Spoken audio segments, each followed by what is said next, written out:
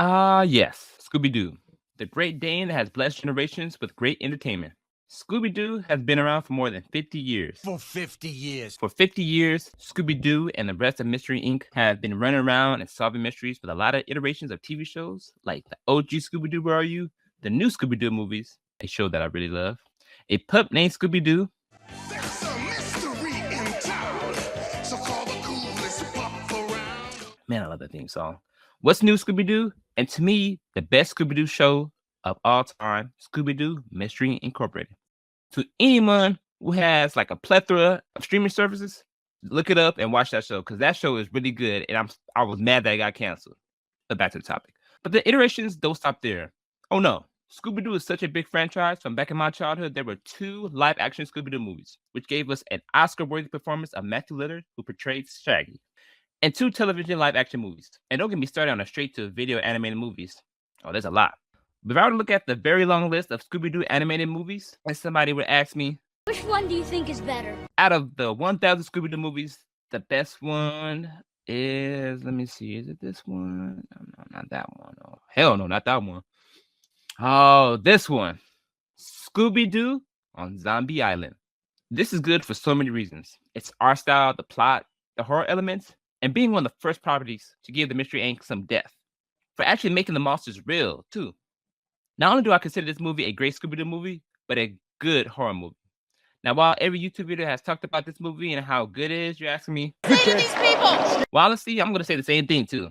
I talk about how damn good this movie is, but with a little twist. And that being said, I'm going to talk about why Scooby-Doo on Zombie Island wouldn't get made today. But before I dive into the heart of the video essay, please like, subscribe, comment on this video, and now, let's begin.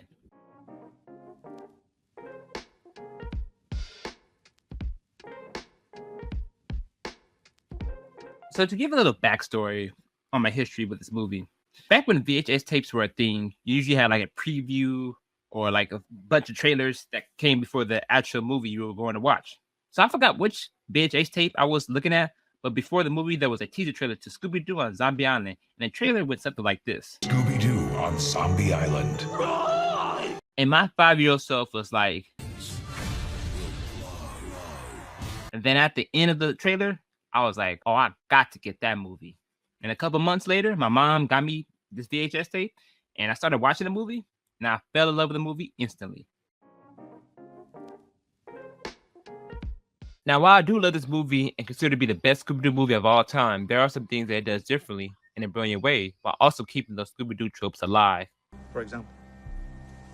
In the opening of this movie, you have that classic Scooby-Doo trope where you have the Mystery Inc. gang at a creepy location, then a classic wardrobe with the monster chasing Scooby and Shaggy, along with a new iteration of the classic Scooby-Doo theme song. And at the end, the gang catches the monster. Now, I always refer this movie to people, and when this intro comes up, people are like to me, Are you serious? that's because this movie throws you right into the tropes that we all know Scooby-Doo for. Right down to the bad guy in the suit saying, And I would have gotten away with it too if it wasn't for that big dog and you meddling kids. I think the reason it's all here in the beginning is for us to be reintroduced to the Mystery Inc. gang and have their tropes here just to get it out the way for all the real good stuff that's coming later on in the movie. And to let everyone know, hey, this is still a Scooby-Doo movie just with a twist to it.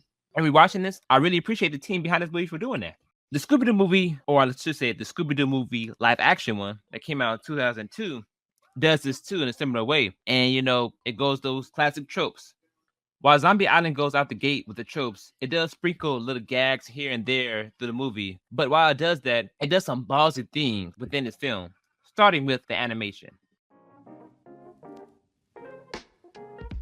First off, this movie has some great animation to make you say, from the environment to the character's facial expression and the design of the monsters, the artists took their time and talent to put some work on this movie.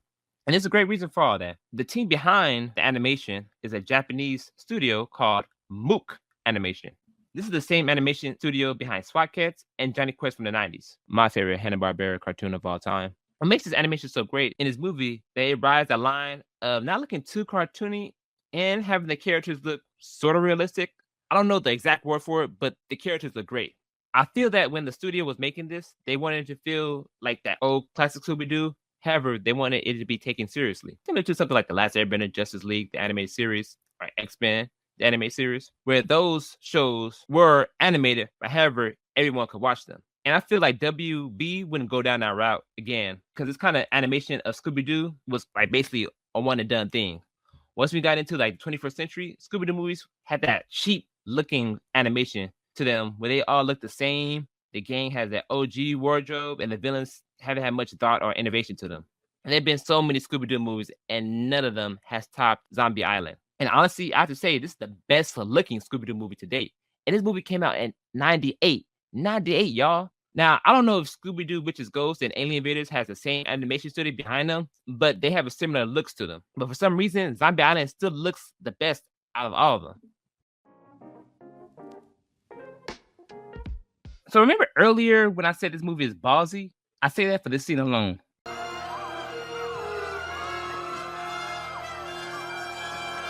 When I was 5 years old, my exact expression was this. And now as an adult, I was like, it kind of went there. When things get creepy, you have a ghost of one of the main zombies, Morgan Mooscar, first appears. When you see Morgan Mooscar, the imagery creates an eerie to uncomfortable feeling. When you first see this image, it makes you uncomfortable. I mean, it did for me at the time. And it's not only a little bit unsettling from the imagery, but the background music that plays when we first see Morgan Mooscar's ghost. This scene alone is right out of a horror movie. And there's so many scenes in this movie I can use, for example, how legit of a horror movie this is. However, I feel like this is the last time I ever got a solid horror Scooby-Doo movie and we'll ever get one. Now, I'm the person that doesn't like to say never because stranger things have happened. However, we live in a society that's often sensitive. And when I say this, I don't mean woke. I'm not saying that at all. What I'm saying is by Scooby-Doo on Zombie Island being so scary, I feel like parents will flip their Like, for example, I feel like a parent will be so offended how scary this movie is for children. They will go on TikTok and show how all the scary scenes of the complaining how tense and scary the images are and how the movie will scare a child. And I know some of you are watching saying, "You're overreacting." Am I? All right, let me give you a quick history lesson.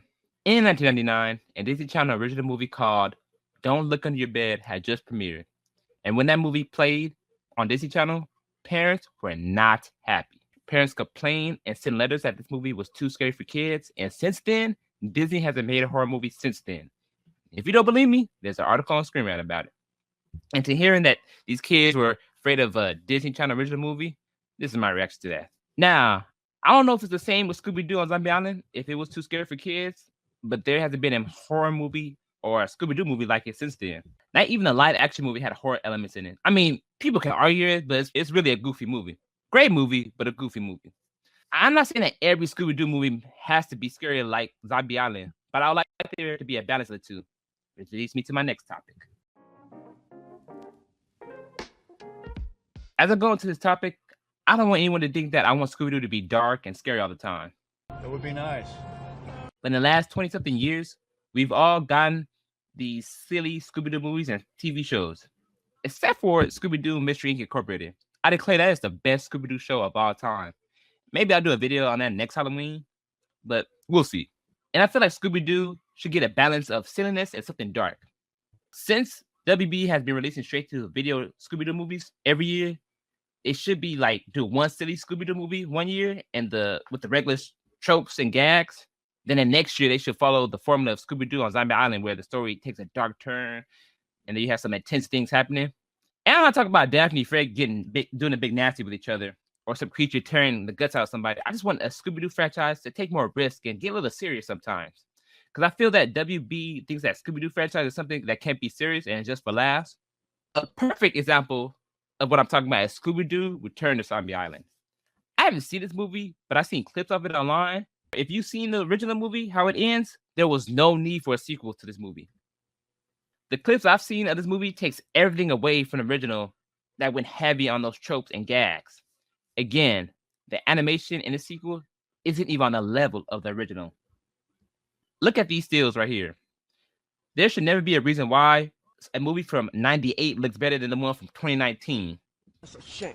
It's a damn shame. To this day, I'm confused on why they did a sequel to this masterpiece. Let's move on to my final point, shall we? Scooby-Doo is known for its villains.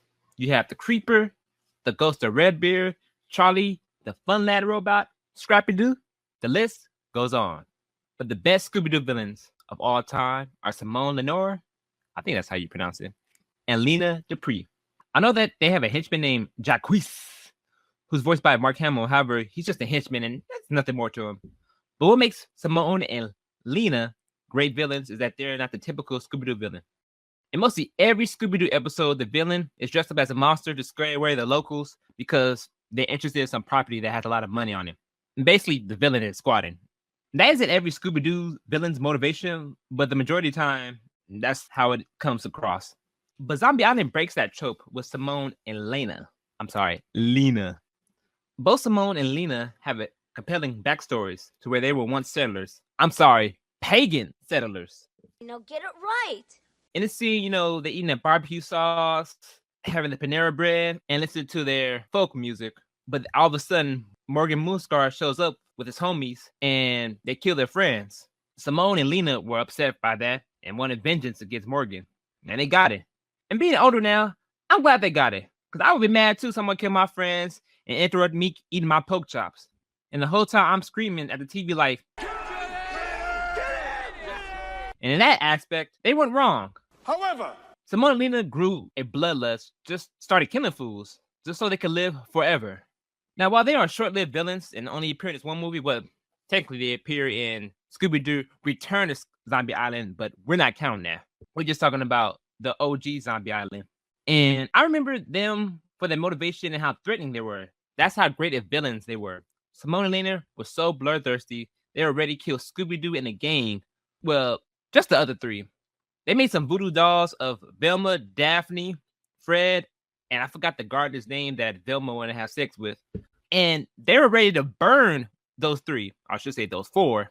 And it was a frightening scene. Not only because our heroes' life force are about to get sucked out of them hard, but we never seen a Mystery Inc. game in this kind of peril before. In other movies and TV shows before Zombie Island, the only danger we would see the gang in, they would get captured. Well, Daphne, that would be you, or getting chased by the villain. And I like how WB were willing to not repeat that same trope and actually have stakes against our heroes. Since then, the release of Zombie Island, I haven't seen our heroes really in danger like that. I'm not saying I want to see the Mystery Inc. gang always in danger, but it would be nice to have like the gang in some kind of stakes. I do have one complaint about this movie, just only one. During the scene when the Mystery Inc. gang is about to get killed by Simone and Lena, Scooby-Doo and Shaggy accidentally save the day. They save the day by accidentally knocking the voodoo dolls out the fire, and the rest of the Mystery Inc. gang is okay. And this is where those Scooby-Doo tropes come in. This scene is supposed to make us laugh, but I feel like it would have been more compelling and better if Scooby and Shaggy were scared and actually had the courage to take down the villains on their own or some way, some form. If that had happened, I felt like this would not only have been great for the story, but it would give both Scooby-Doo and Shaggy some growth for like one-dimensional characters that we've been following for 50 years. There has been so much praise for Scooby-Doo and Zombie Island for all the right reasons. Zombie Island keeps the tropes of Scooby-Doo we all know and love, while keeping things interesting while adding a horror element within the story, along with some great animation.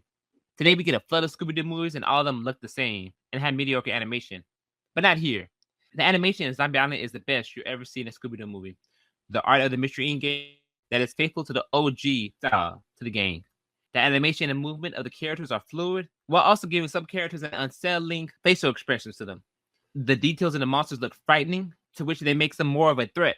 And this movie came out today, it'd definitely be a threat. Since the birth of Scooby-Doo has been aimed at kids for its goofiness, but Zombie Island breaks that formula by introducing a horror theme into the franchise.